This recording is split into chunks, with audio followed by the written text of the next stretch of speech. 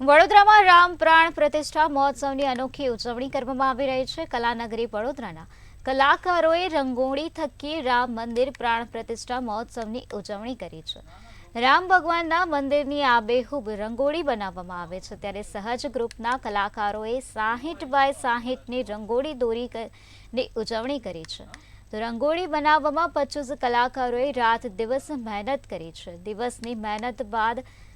6 દિવસની મહેનત બાદ રંગોળી તૈયાર કરવામાં આવે છે, ત્યારે સમા સ્પોર્ટ્સ કોમ્પ્લેક્સ ખાતે આવતીકાલથી નાગરિકો માટે રંગોળીનું પ્રદર્શન ખુલ્લું મૂકવામાં આવશે।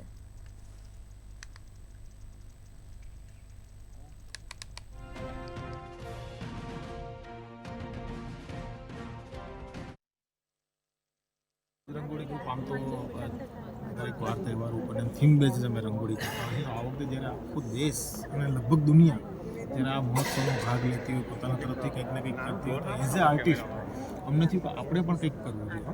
રંજનબેન સાથે વાત થઈ, રંજનબેને કીધું કમલેશભાઈ તમે કરો, મારો પૂરો સહકાર છે।